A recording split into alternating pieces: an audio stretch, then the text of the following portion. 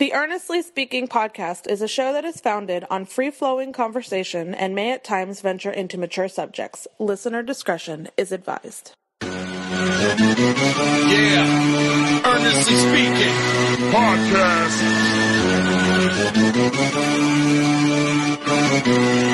Let's get it. I'm a giant in New York, in Miami carry heat. So much more in store, my product can flood the street. Opinion Nation Godfather, CEO. Puff in the late 90s, gon' see me blow. Oh. Got my hustle on, no imitation of bad. Army of untouchables, Opinion Nation staff. Never an off season, homie, check the numbers. Heart throb in my own right, supplying southern comfort. Earnestly speaking, my ego is well fed. Earnestly speaking, you're too evil and no threat. See, I'm like a hurricane, you're a mild breeze. Earnestly speaking, leaving Eli a dynasty. Shake!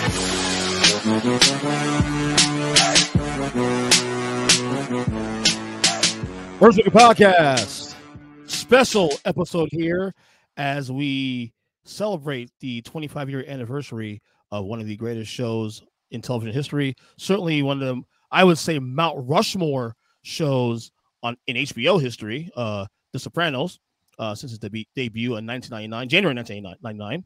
And to do that, we're going to have a little panel here with two of my good friends and also two of my coworkers also as well.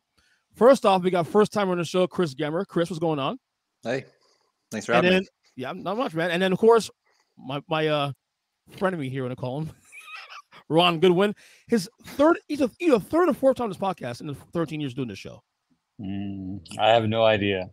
No, at least three. At least three now.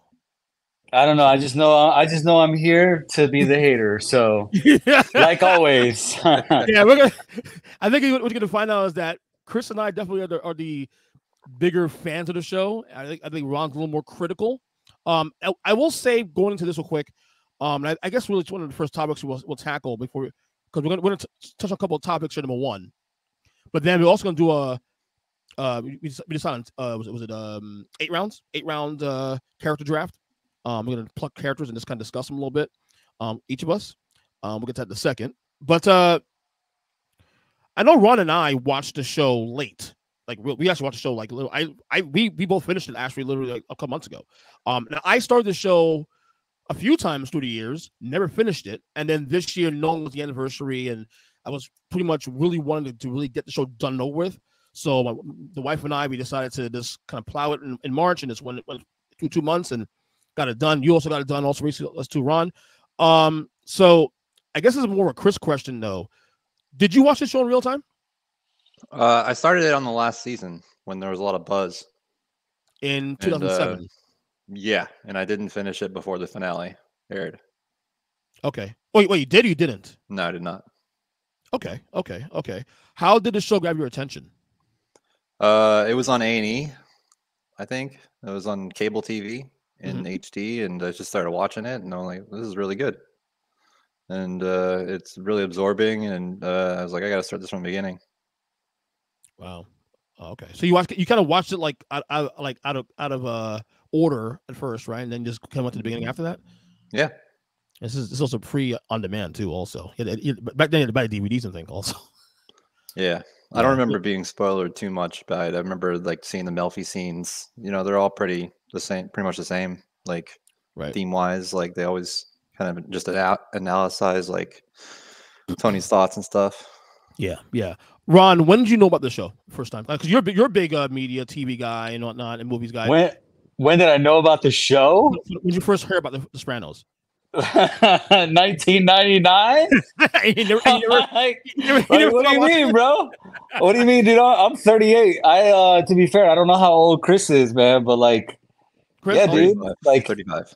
Yeah, like I've known about the Sopranos since it started. I just I never got into it. You know, it was never on my radar of things to watch. Like I watched Oz as a kid on HBO before I ever watched The Sopranos. That's a good show. HBO's first show. So yeah, I heard about the show somewhat much later than that, because by 99 I wasn't really watching a lot of TV at that time.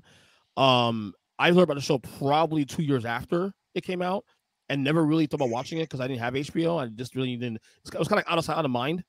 It wasn't probably until 2007, 2008, hearing about the ending and the final season, and then seeing the DVDs all the time in Best Buy or Walmart, and like The Sopranos, like, and I keep hearing about the show. I'm like, maybe one day I'll watch the show. And then I think probably a couple years after that, I started it for the first time.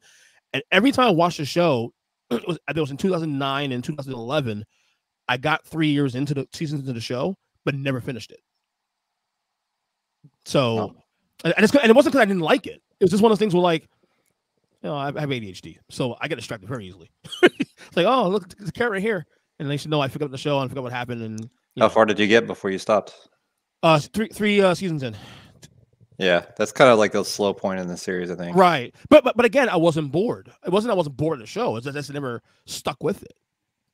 Either the NBA playoffs started and I got distracted by that, or something else came up where or watch something else, and I just never went back to it until like this year. So, yeah, the writing in season 3 is really weird. They had to rewrite the whole season because the mom died. It really is. It gets a little bit. What Ron, were you going to say? Well, I was going to say, you got to remember, you have a lot of access to media, and this show is very much a product of its time. So, like when you're not waiting week to week and things like that, you can find other things to watch or get distracted. I think it's a lot different. But also, to what Chris just said, it was funny. I was just reading about that. I really would have liked to have seen what would have happened in season 3 if what's her name, Leva, I believe, Leva Soprano, wouldn't have died. That would have been very interesting. Yeah, she died in the beginning of season 2 in real life, 2002. Or 2001, rather. What it was, 2001, whatever it was. But yeah, it was Olivia. Is it Olivia? Mm-hmm. Yeah, Olivia. Yeah, Olivia. Yeah. So yeah, I mean, so I, like I said, it wasn't until this year where I decided, you know what, I'm gonna watch the show. You have the anniversary of the show. Of course, we're covering here today, and I decided to just get through it. And obviously, you watched that pilot, especially too. Those first couple, that first season, but the pilot especially, it definitely feels like 1999. Like there's definitely a 1999 show. Like, and you can see as the show progresses through the years, the production is better. You know, the budget is wider, obviously. So it definitely, in terms of the quality of the filming and all that, it does improve, in my opinion. But it does feel like it definitely does feel like a 1999, 2000 show when you first start watching it. You know, it's very dated in the beginning. Yes, that's for sure. I mean, I think that just as the show became more popular, they started including more pop culture into the show. So like the first, season, the second season, there isn't, famous music playing on radios and things like that. It's very, very I don't want to say small budget, but very to the point. They're not trying to have pop culture references and things like that, like they were in, season 5, season 6. Yeah, that's a good point. Give me some pros and cons of the show now that we've all watched it. Ron, you go first after this one. Give some pros and cons of the show. Is anything you do like about the show, actually? Because you didn't say you hated the show. Like, yeah, I told you, it would be impossible for me to say that I hated the show because I finished the show. Exactly. You can't finish something that you hate. That would be impossible. It makes no sense. But to be fair though, and you're good about this. This is one of the things I respect about you also. Even things you don't like, you actually give it a chance to let it simmer. You actually watch the thing and then judge it based on the presentation. And yeah, exactly. Like, but it's hard to judge something that is so heavily lauded, like as a generational form of entertainment. People love this show. Like when you're talking about, rankings, people think that this is one of, if not the greatest show ever created. So it's hard, I don't think it's aged that well. So when you're watching it with all of those reviews and all of those opinions that are so heavy, like they rate it so highly, and when you don't agree with it, it's like, yeah, that's my biggest take. It's not that I didn't enjoy it. It's that I thought that there was a lot of cheesy things in it.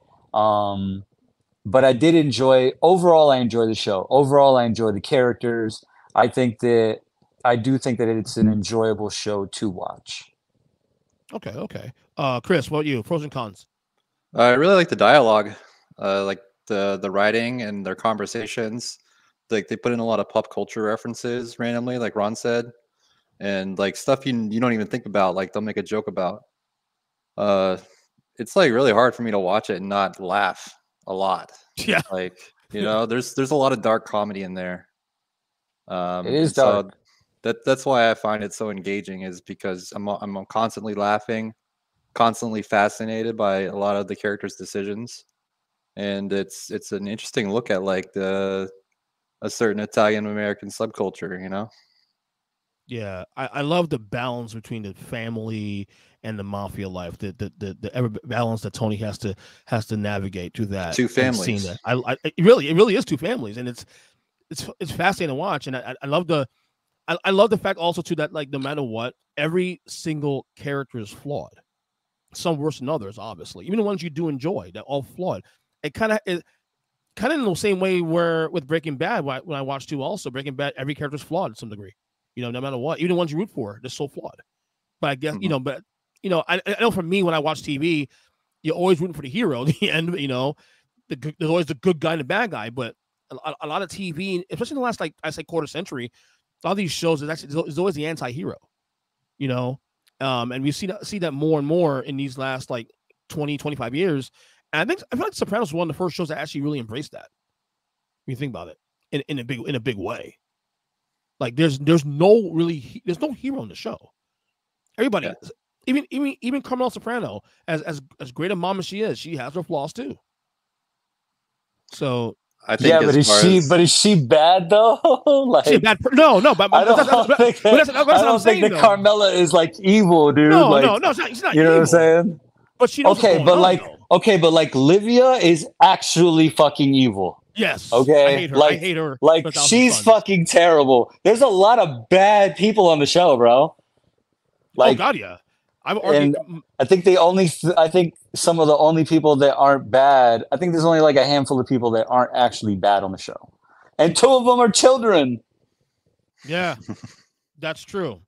Yeah, I mean, like I said, but again, that's kind of the nature of television, really, in the last 20-something years now, and I feel like Sopranos was one of the first shows to really embrace that. Hey, this is the way we're gonna present this to you. So, obviously, the biggest thing on the show, the one even people who love the show, the biggest like controversy in the show is the ending. A lot of people, most people, if not every person I speak to, even the ones that love the show, and as you said, Ron, laud the show, say that phenomenal show, probably best of all time, but that fucking ending is horrible. Where'd you guys stand on the ending? I loved it. I liked it too. I thought it was very original. How can you not? I think the only thing that anybody can actually have a problem with, all right, is the fact that you don't see it. But that's what they talk about in the show, is you don't see it coming, you don't hear it coming. It's just boom, lights out, fade to black. It's over. So, good for them for sticking to the stones of kind of like the path that they laid out, because that's how they talked about it. Like this show revolves around, people dying, and you knew that someone had to get it. One of my biggest pet peeves in shows is when people that aren't really good, they could be the main character, they're sort of an anti-hero, but when they've done too much to where they just can't get away, that's where Tony was. Tony did too much to where there's no happy ending. He's never riding off into the sunset. What did you think was going to happen? Thought he was going to live forever? No. So he's either going to jail or he's dying. And there's a lot of, this is like a plus for Chris's side. There's a lot of symbolism in that last scene. Like if you read about it, and there's a lot of symbolism that has to do with like metal parking, right. Like apparently she parallel parks, okay, and she fails to parallel park 2 times before succeeding the 3rd time. Right, Throughout the history, throughout the series of the show, there was 2 failed attempts on Tony, okay, on his life, and the 3rd attempt was successful. This would have been the 3rd attempt. So there's a lot of interesting things that happen in that last scene. I never knew that Easter egg. That's a pretty good one. Chris, your thoughts on the ending? You said you liked it also too. Yeah, like I said, it was original. They took the hard road, I think, and I think it's aged really well in the sum total of the show. And like if you did a rewatch of 7 seasons for 2 months, like you did, I think it's a very good way to end the series. And you know, and it leaves it kind of open ended too, and that you don't know if he died or not. And don't say that. If he goes to prison, his life's over. If he dies in that restaurant, his life's over. Like it's a moot point, I think. You know, whether or not he dies. Yeah. I think 90%. I'm 90% sure he dies, but like, you know, it's just a very interesting way to end like the show that we've like grown to be so attached to, and like I don't know. But like Ron said, it leads up to it all through season 7. They drop a lot of hints that you know you don't hear it, you don't see it coming. So it makes sense. No, it does. And I mean, when I saw the ending, like obviously I knew what happened, but then when I watched it finally recently, I finished the show. It didn't bother me in the same way. Even my wife, she said no, it's fine. Everybody was so pissed about it. I guess in real time, I can understand wanting closure. People watch TV shows and commit all these years into a product. They want absolute closure. I'll assume he died because David Chase did say that when he wrote the original script for the ending, he said he was going to die, get shot and killed. Can we stop this? It's 2024. It's not 2009. Yeah, he died, bro. It's been confirmed. Like he died.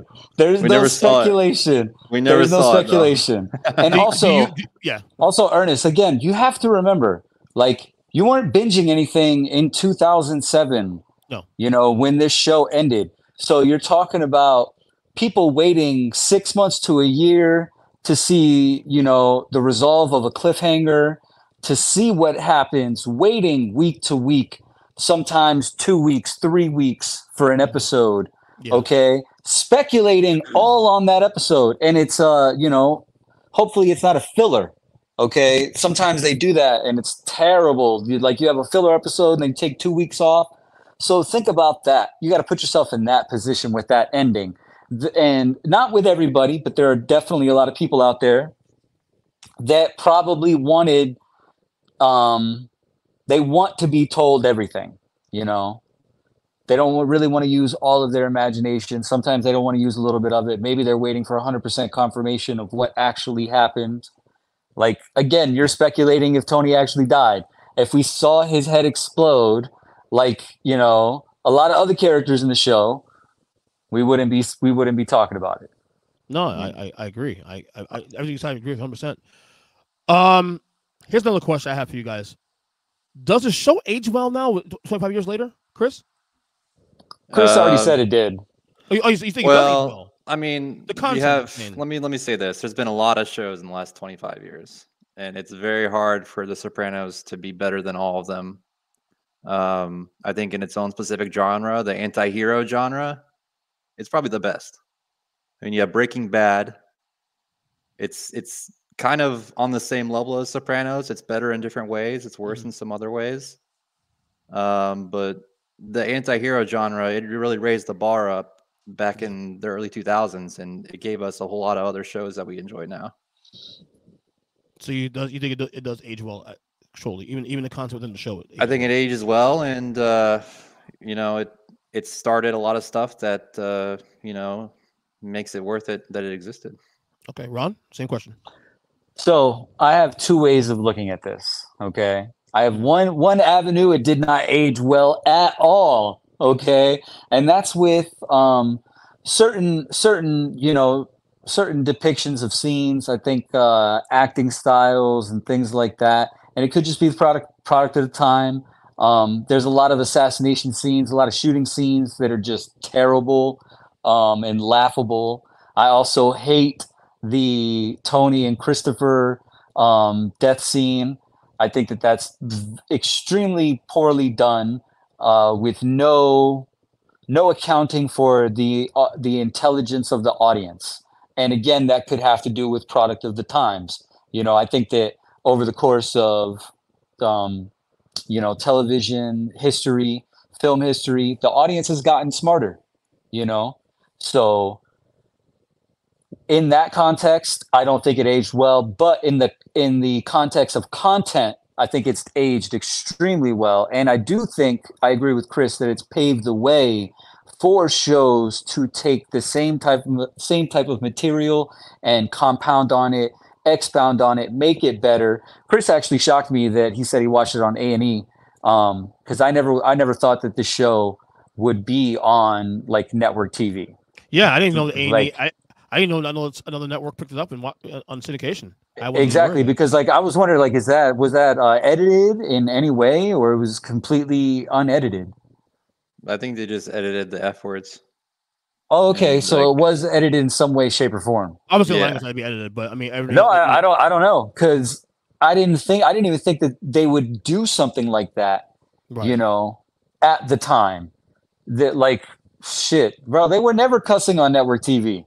So, 2007, no. And there's a lot of editing that you would have to do as far as cutting out the blood and the violence. A lot of what gives TV and film ratings the explicit ratings is the depiction of gore.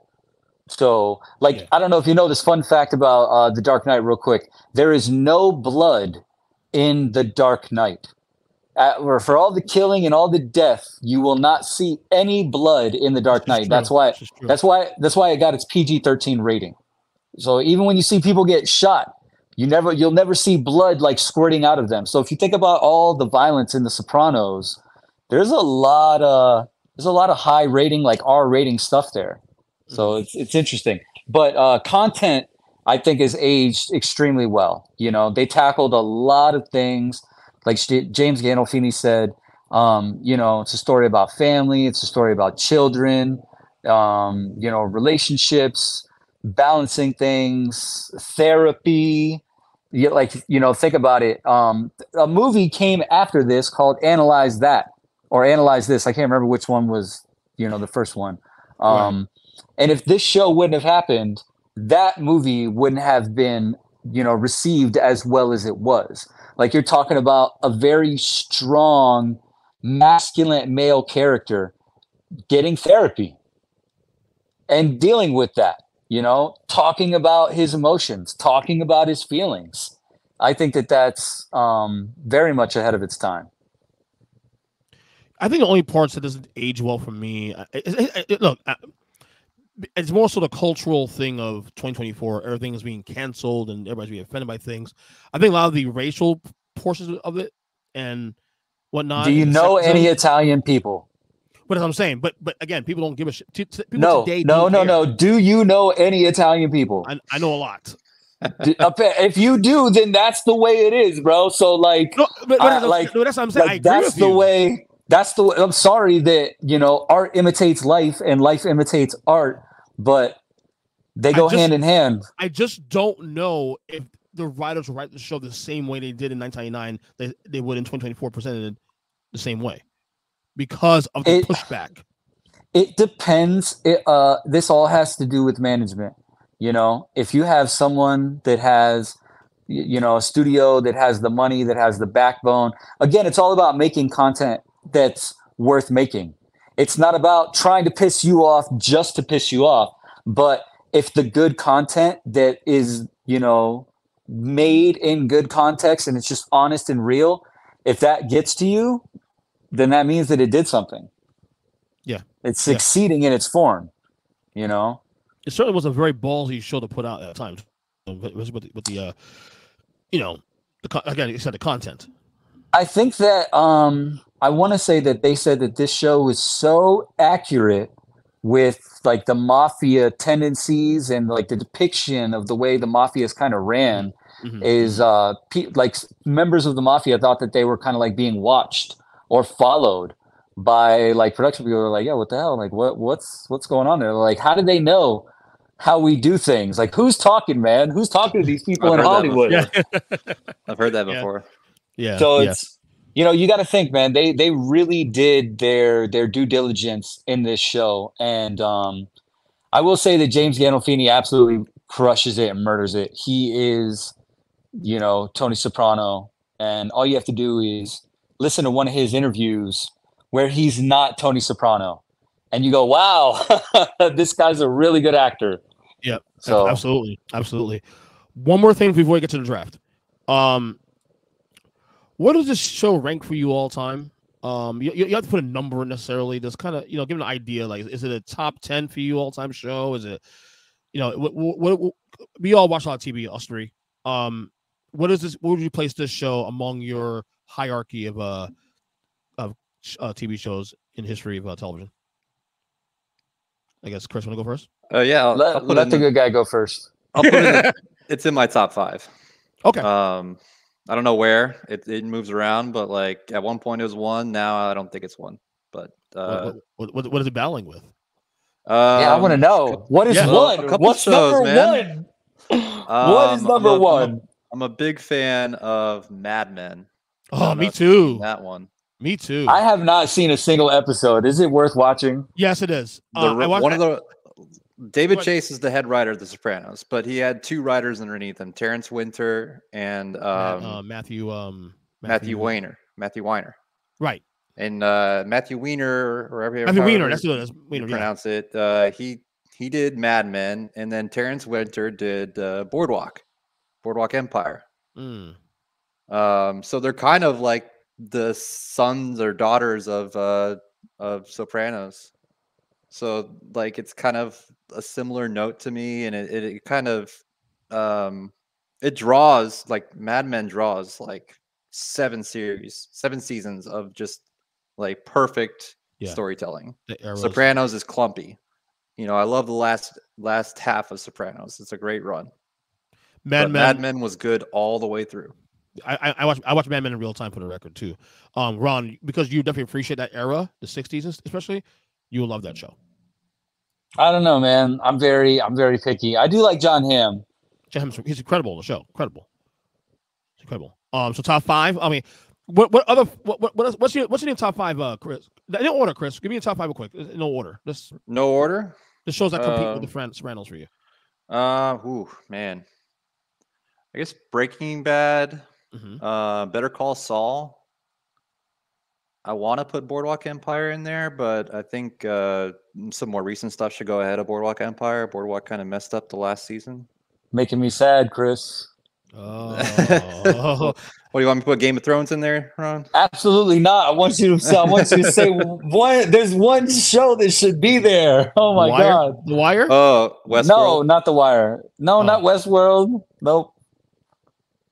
Oh, give it to me, Ron. What is it? Ron, what is it? True Detective season 1. Oh yeah, I forgot about that one. That one is like True Detective season 1. Oh, I'll put it in my top 5. God. Yeah, I'll put it in my top 5. How can all those other shows be in your top 5? You're like, oh, I don't even know about this show. Because there's only 1 season, and Matthew McConaughey didn't want to do anymore.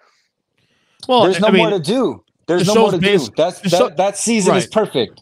Season 1 is absolutely perfect. I got 7 seasons of glorious John Hamm versus 1 season of McConaughey. Listen, man, that's my biggest pet peeve when it comes to making art, bro. Okay, if you don't have content to make, sometimes you're just not making content. All right, only make content that's worth it. I'm a fan of don't write yourself into a corner. Okay, we're not MacGyver in this shit. End the story when it's time to end the story. Don't Game of Thrones yourself. Don't Game of Thrones yourself, bro. It's not worth it. I hope the kids don't listen to the podcast know who MacGyver is, first off.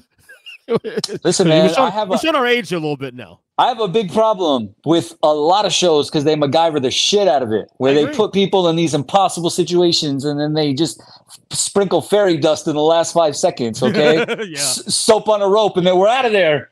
I hate that. Chris, absolutely hate that. Chris, did you watch Game of Thrones? Yeah. Did you like it? Yeah, except for the last like season and a half. Yeah, Never seen Game of Thrones either. I got so many shows to watch. Would you watch Game of Thrones, Ron? If I get to you, I mean, I would watch probably anything. I'm not necessarily against anything. There's nothing that I'm like, I'm not your wife. Okay. I try to get your wife to watch stuff. She's like, nope, I won't watch that because this person's in it. No, that's not me, bro. Okay. Jason Bateman's like one of the people she can't stand. I won't watch any Jason Bateman movies. Yeah, and I'm pretty sure I got her to love a movie that has Jason Bateman in it. That's true. Yeah, it's true. Recently too. Yeah. Exactly. All right, so give me was the last question I think I asked you. We had to what is the rank? Where do you rank it? Yeah, so like I don't have a rank for it. Well, this is where I would put it. I want to group it into the group of good shows that I'll never watch again. Like decent to good things that I'm never going to rewatch The Sopranos. The most I'll ever rewatch it is like seeing a clip on YouTube or something like that. But yeah, like I'm good. I don't need to go back and rewatch it. It's not one of those things to where it didn't hit that hard for me, even though that there were things that I liked where I need to go back and revisit those moments. There's a lot of other shows that I've rewatched multiple times. And so I would definitely have to, put that in a different category. See, I'm kind of middle of you. Like, I love the show. I wouldn't put my top 10 off the rip. I will watch it again at some point, but not in soon. Is it my top 25? Yeah. Top 20, possibly.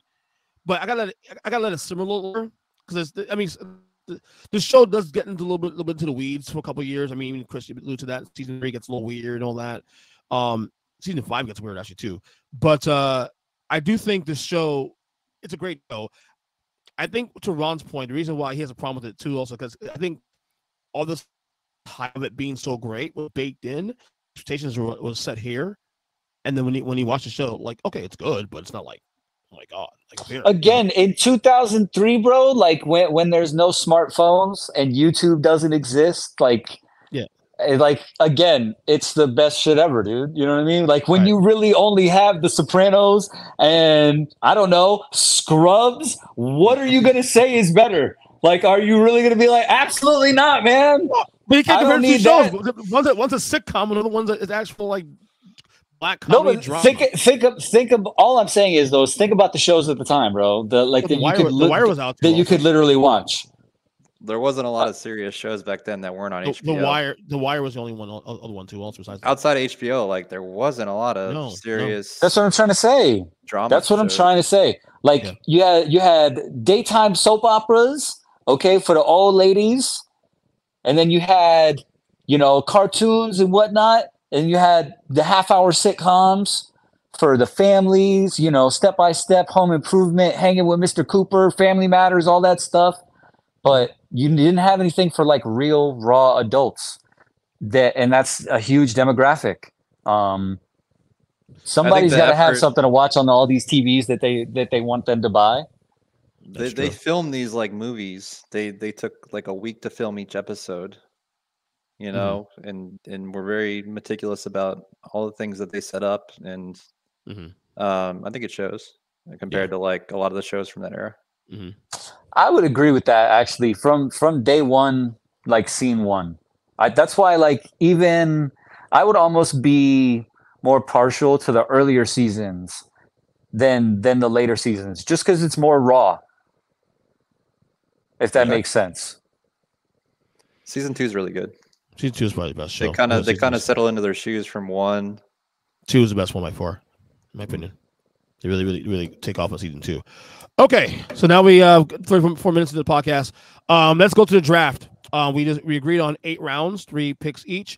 We did the randomizer earlier. The draft order is follows.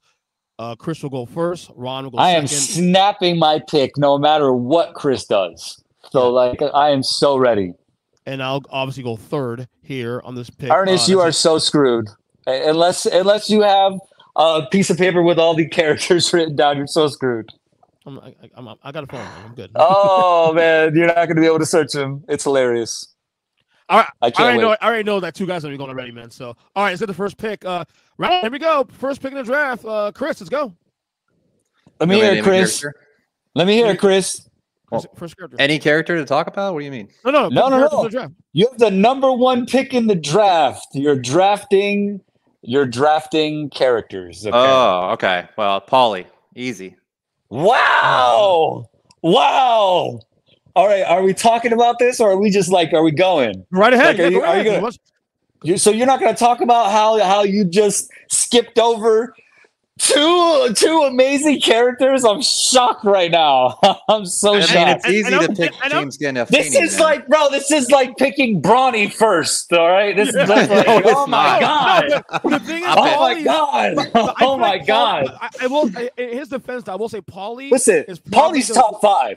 Paulie's top five, bro. Real shit. Paulie's top five. But bro, what the fuck? I'm picking the fucking man, dude. Okay, I'm picking the motherfucking man, bro. Absolutely. Tony Soprano's the number one pick, dog. Listen, what are we doing? Let me say something about Paulie real quick. He would show up on set with the hair all dyed out, with the clothes, with the jewelry, and he would say, "Don't touch me. I'm good." And they would fucking film him like normal. But this isn't the actor though. This isn't the actor. We're talking about the character in the show. You know I'm what I mean? talking about that's a real freaking person, man. Like that's the guy. Like his little fingers, like how he talks, like everything is just so mobbed out. He's the real deal, man. Like he's such a gift to that show, and he's freaking really hilarious. I thought you were gonna get Tony first, then somebody else, and now we've gotten Paulie. Bro, Tony's the number one. If we're picking characters, characters for the show, bro, the show is about Tony. Tony's the number one pick. Tony's the fucking boss. Tony's the whole reason for the show. There's no Paulie if there isn't a Tony. Okay. Well, just right now, Paulie wasn't getting past 3 because I was gonna get Paulie at 3. So Paulie is 100% got to be a top 3 pick between the three of us. Okay. Now you better get this pick right, Ernest. Like this next pick is a fucking lock. This next pick is a lock, bro. I'm taking Silvio. Yes, thank you. Oh my god. Oh my god. I'm not gonna lie. If Chris would have snapped Tony like he should have, I was picking Silvio second. Because honestly, he's probably my favorite. I was picking Silvio. Bro, Silvio's the man, dude. Yeah. Silvio's the man, bro. He doesn't break. He doesn't falter. He's cool, fucking calm, collected. I love his demeanor. Like, Silvio's the fucking man. Yep. All right, round 2. Chris, what you got? Ralph Cifaretto. Oh my god. How do you go from somebody cool to the most psychoest motherfucker on the whole show?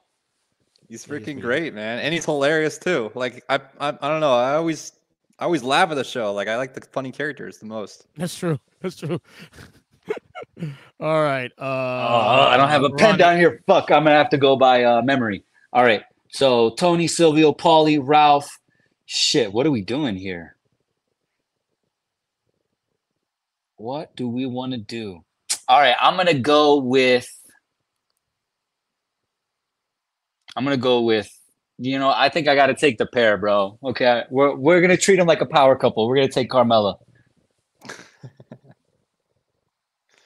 She was on the board early for me. She actually is she's a good person, bro. Okay, she is.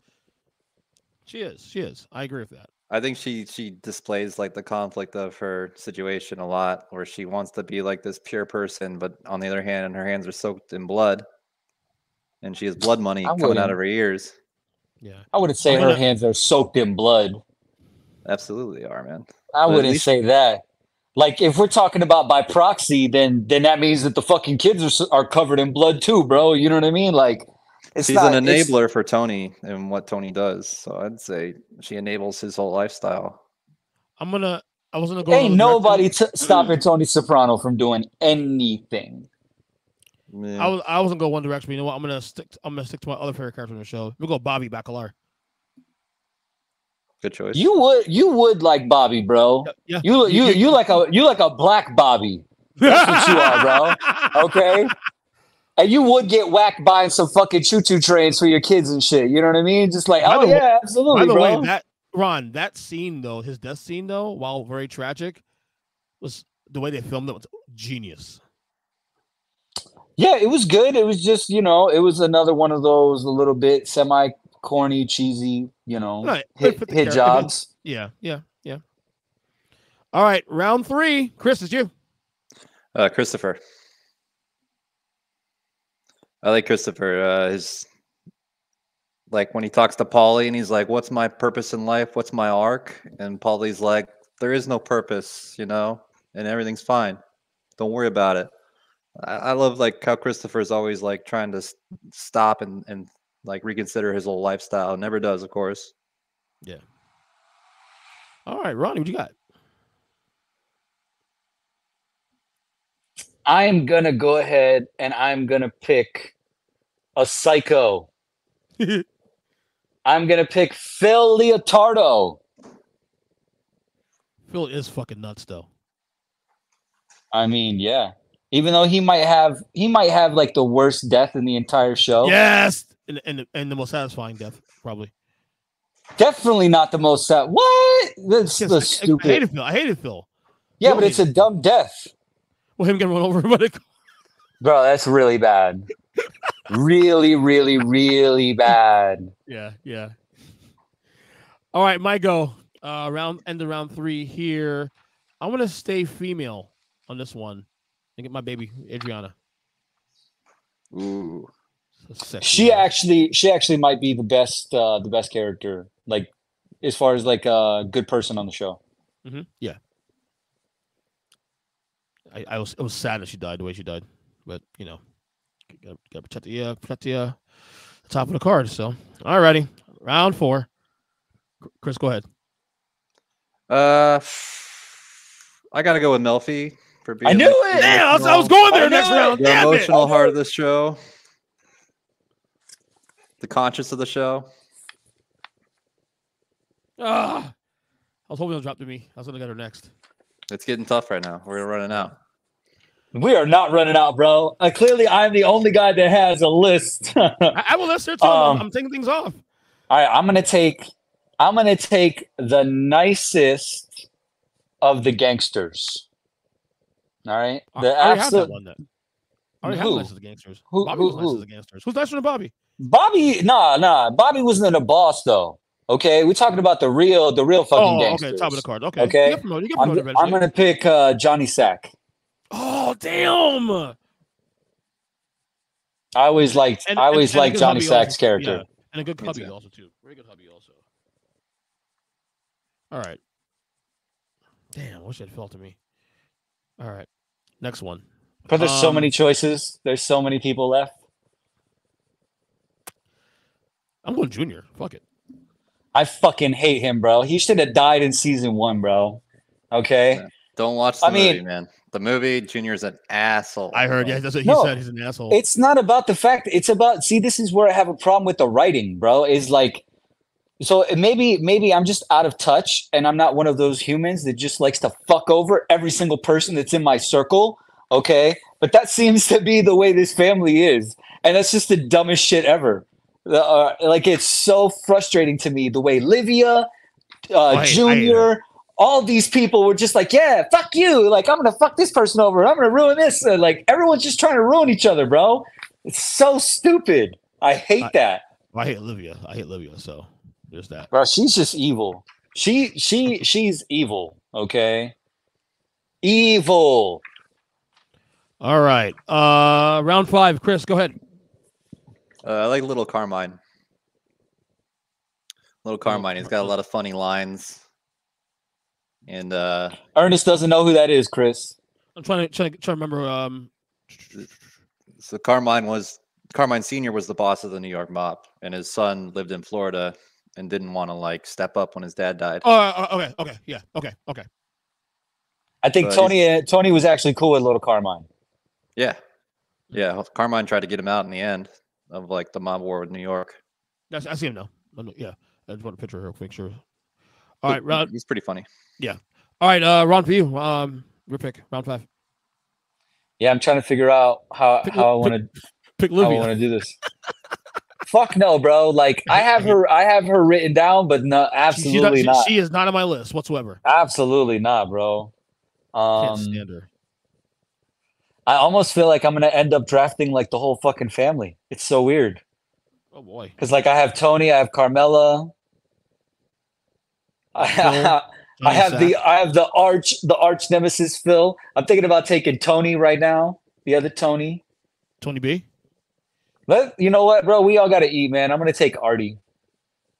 Artie Bucco. Yeah. We'll take the high school friend. Well, I'm glad you can take Tony B because I'm taking Tony B now. Good choice. Fucking Steve Buscemi was fucking phenomenal. Yeah, he played his role. No, I mean, yeah. They were throwaway roles, man. Like he just show up for a season, do a couple things, and you know, it is what it is. All right, round 6, Chris. I'll go Big Pussy. Bompancero. It's funny. Every name I look at, Chris, you pick. Ah. All right, Ron, who are you gonna go in round 6? I'm gonna keep it Psycho. I guess I like going good Psycho. We're gonna go with I'm going Psycho. Okay, even though I'm not a fan of this character, I don't know why. Why are you going? Who am I picking? Yeah, it's a her, bro. It's a her. Who's the other Psycho? Who's the other Psycho? Y'all know who it is. Besides Come on, Olivia? Chris. It's an R. Besides Olivia? Nah. Yeah, besides Olivia. One of the mistresses? Nah, she's not a mistress. She's in the family, bro. The daughter. Meadow. Nah, Janice, bro. Oh, Janice. Janice, I can't stand her. I know, bro. How does Bobby end up with her, dude? Straight manipulation. Oh my God, so She's probably bad. my least favorite character, but no, Livia's Isn't it ironic that like someone like that makes it around that long? Like they're like a cockroach, man. You can't get rid of them, bro. She's just annoying more than anything else, and she goes from annoying to just straight up. I just can't stand her anymore. Like when you first see her, it's like, okay, she's okay, I get it. You feel sorry for her first off, and then I never feel sorry for none of these people, bro. What are you talking about? What you talking about? All right, I feel sorry for these people. Round 6. I'll go Vito. Fuck it. It's about a 4. He's actually one of his best workers. He made the most money for the family. So yeah, because he was playing for both teams, bro. That's right. All right, it's easy to make that much money when you work in the streets. Yeah, literally working the streets. He's getting paid for the meetings. Round 7, Chris. We got 2 more rounds to go. By the way, real quick, before Chris makes his pick, Ernest, you know that Vito was a no-name character in the donut shop, correct? Or the bakery, the pastry shop that Christopher shot up? Really? Vito makes his first appearance as a no-name character in season 1, right? I believe so. As a no-name, it was Gino. But he's not Vito. That's what I'm trying to say. Yeah, they deleted him. That's why I say he's a no-name character. He's not part of the show. He's just a fucking stranger, bro. That's just in this pastry shop for this scene. I didn't know that. Yes. I gotta watch it again though. Shit. All right, round 7, Chris. Who you got? Anthony Jr. I can't stand him either. AJ? Yeah. You're the first person I've ever heard refer to him as Anthony. You only deserve that. He's a piece of. It's been a while since I watched it. How can you have a problem with a child, bro? No, he's just annoying, dude. He's a child. Do you think you're annoying as an adult, bro? You're gonna get upset about a child? Like, that's me. I accept those. I accept that. That's fine. He's definitely rotten. Yeah, how can he not be, bro? How would you feel if you didn't know you were in the mafia, but you lived in this big ass mansion, and then your sister spills the beans that you're in the mafia, bro? Yeah. Mm-hmm.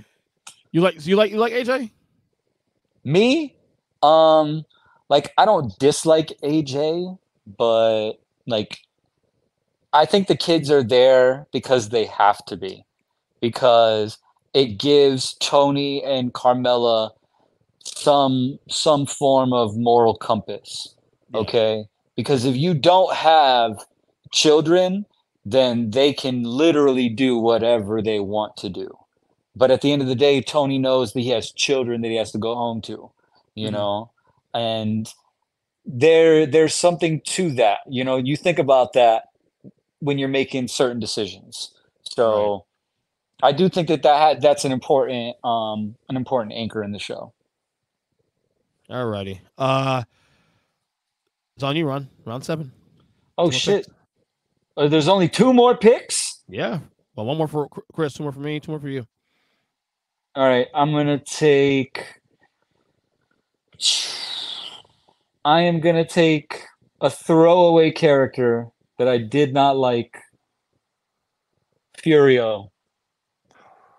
Furio Gunto. I like Furio actually. I don't know why you like. What a pointless.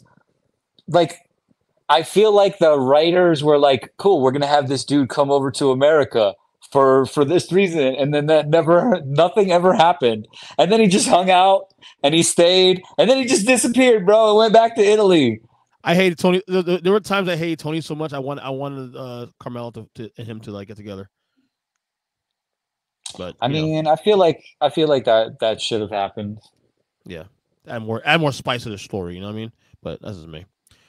This is probably product of the time. You know what I mean? Like, men are allowed to have as many affairs as they want. Women can't really be depicted as being, promiscuous on screen. You know, this guy's a psycho. Cause I thought you would have got him earlier. Richie. Yep, there you go. Richie Frio. Oh man. People that just do dumb shit. Man. Oh yeah. Yeah, those are my 2. He came in with like a bang. He came in a bang on season 2. It's damn sure. Yeah, and he left with a fucking quick bang too, bro. That was completely pointless and warrantless. By the most annoying character in the whole fucking show. I actually thought that was her least annoying. No, that part's fine, but Okay, she was the most rational afterwards that she had ever been in the entire fucking show. She called her brother and she's like, "Yo, we got a problem." Yep. Shit happened. Yeah. I have unleashed the rage. I'm no longer mad. Okay, but yeah, like it was just very. I didn't like that decision. I would have rather that happened, because didn't that happen at the end of season 2? Correct. I think I would have rather something like that happen at the beginning of season 3. Okay. If that makes sense. Like more kind of like start the season off with that, then end the season with that. Like, really? Janice got rid of the fucking antagonist? Like, and for some just throwaway fucking PMS rage? Seriously? Like, what are we doing? You were just cooking for this dude. Like, this guy. He hit her and like, okay, well, you hit me, fuck, I'm gonna kill you. This ain't the first time she's been hit. Like, so clearly. I'm just saying, man. And like, I don't know. I just thought that it was I'm not saying that it's completely out of character. I just think maybe it was like a fast forward. And I think that sometimes shows can fall prey to that. Either doing things too slowly or doing things too quickly as far as character progression and character arcs. Right. All right, last round. All right, that's gonna be Chris. Who's your last? Chris, pick? Make it count, bro. Well, since you took away Furio and I wanted Furio too, by the way. Damn, fucking Ron. The other one, probably go with Hesh. They needed to show that side of the mob. Yes. Where they like go. I love like Hesh. He's like the old Jewish gangster, like Meyer Lansky. I kind of like that they had him in there, and he was like solid. Like he didn't screw around at all. Like a lot of the other guys, And he loved the chocolate. Love the chocolate. Loretta. He's a lot of barbecue. That's for sure. Yeah. All right, Ron, your last pick. I am going to take. All right, I'm going to take Agent Dwight Harris. Who is Dwight Harris? Let me see. That's the FBI agent, bro. No, I see him. Why him though? He's one of the cogs in the show, man. Even though that there were throwaway storylines, there was a lot of good moments. I thought, as far as like him being in that show, and he was the one staple as far as the FBI aspect, being involved. I like the characters that make it the full run of the show, like he did, and he kind of changed his arc from being like Tony's enemy to being his ally. Yes, that's what I'm trying to say. Like he kind of understood that there is like the mafia is it's called organized crime for a reason. Because like if you didn't have organized crime, then you would just have complete random crime, And it's like this is the bad guys policing themselves and taking care of themselves. And if you kind of take away those things, then you really do just have total anarchy. And it's funny when you kind of see that progression of people that are kind of watching these kind of things happen behind the scenes. And like you said, going from I got to take this guy down to where it's like, all right, cool, let that slide, and maybe I'll even help you, even though unforgivable throwaway lamp mic in the basement. What a waste, bro. That nothing ever happens with that. Yeah, that was extremely tilted. It's extremely upsetting. Extremely upsetting. All right, fine for me. On my draft board right now, currently, I'll have all females. What? Yeah. Well, I don't think that. I think, all right, so what's funny is there's actually there's two more females, bro, okay, that I have written down that have not been taken, okay? Yeah. And I guarantee you do not know one of them. I'm taking Charmaine. Puko. Oh, that's not one that I have written down. Oh, really? Interesting. No, yeah, she's not a psycho, though. No, I like her. That's why I like her. I can't do Meadow. Meadow's too annoying. Agreed. The other one was Patsy. Meadow was at least cute, though. Oh yeah, she was a girl, man. She was a fucking high school girl that went to college. Like, if I was gonna take Meadows, it's solely on looks. That's it. Jamie Lynn Sigler. Of course, definitely not on her personality. Yeah, I mean, I wouldn't. Charmaine's not terrible herself, but I don't know. But yeah, I would say like hottest on the shows would be like Adriana, of course. Melfi had a lot of I had a weird crush on her. She's super hot, and then Gloria, bro. Gloria is Gloria the one that committed suicide? Psycho Gloria, yes, bro. Yes, okay, that's the one I liked a lot too. Psycho Gloria. So Tony, hot. Bro, Tony's like, dude. He loves Carmelo so much after dealing with that shit. He's like, this is amazing. I love having a semi-stable human being in my household. I'm still mad that Chris took Paulie first. I mean, it's actually it's an amazing first pick. But like, I just wasn't. I was like, dude, if Chris gets the first pick, he's got to pick Tony. Has to fucking pick Tony. No way he doesn't pick Tony. I've never been a Tony stan, dude. If I didn't say Paulie, I was gonna say Christopher. Oh, really? Or Cifaretto, yeah. No, but like I do love Paulie's character, like in the show. He's definitely one of my favorite characters to watch, and I always enjoyed like his storylines and his interactions and his wisecracks and stuff like that.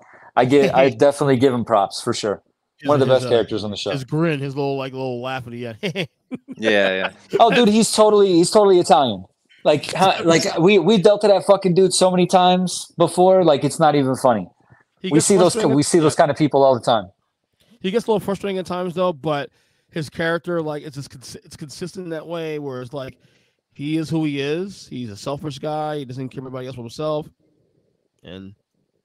I would say most of the characters are consistent on the show except for Christopher. Why? Christopher's the only one that doesn't know what he wants to be or wants to do. That's why he's torn. That's why. No, he's not torn, bro. It's just like he's lost. Yeah, he doesn't have direction, bro. He wants to write a screenplay and then this and then like he just lot. He's also trapped. Like he's kind of born into it. Yeah. And where else does he have to go? What else does he have to do? And once you're in, you're in. He's too much of a hothead, though. Too much of a hothead. I mean, they're all hotheads. Well, he's the worst one. All of them. Polly's a hothead. Tony's definitely a hothead. They're all hotheads. Every single one of them. Everyone except Bobby, pretty much. Yeah. That's what I'm trying to say. Bobby's the only one. It's like he doesn't even fit into this shit. Bobby has no kills, bro. Like, what is this? like, yo, go hug the dude. Oh my god, real quick. Pros and cons. Like, Vito ain't never fucking sneaking up on nobody in broad daylight, bro. How they got Richie Jr. Stop it with all that shit. Or sorry, Jackie. No,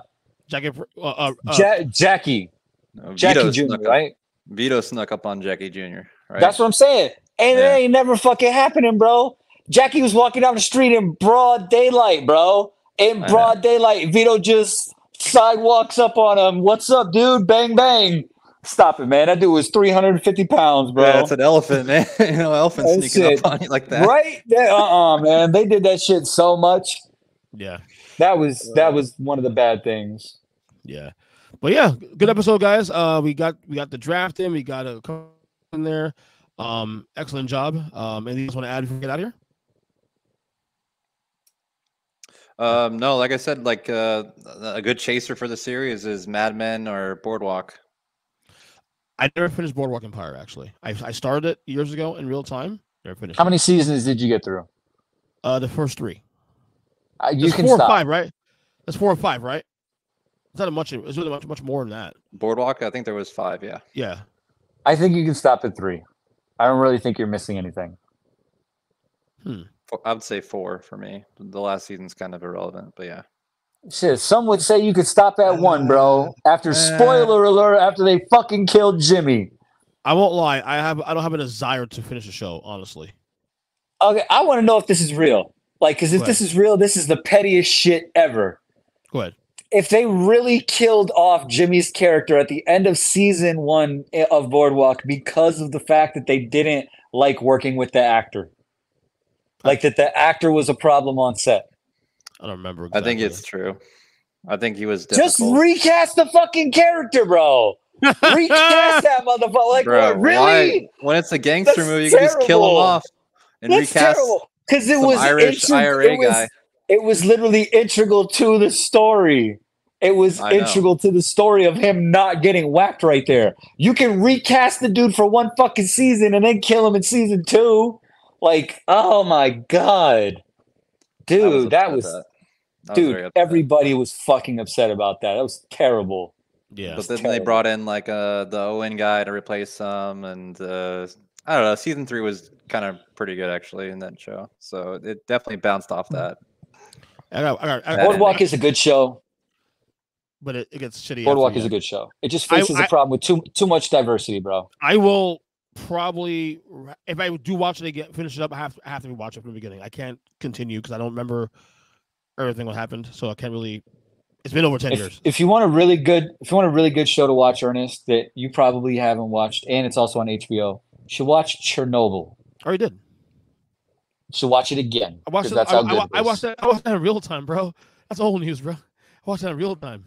When's the last time you seen it? When it first came on. I watched it in real time. When is that? What was that, 5 years ago it came out? I don't even know. I have no idea. That's before COVID. Yeah, it was like 2018, I think. Yeah, 2018, 2019, yeah.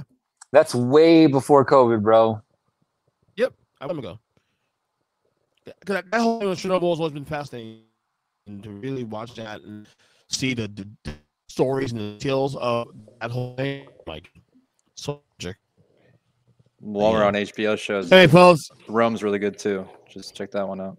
Yeah, I'm actually going through the entire I'm going through their entire menu again to see the things to watch, and there's a lot of stuff I have not finished. That's some stuff I started I have not finished yet though.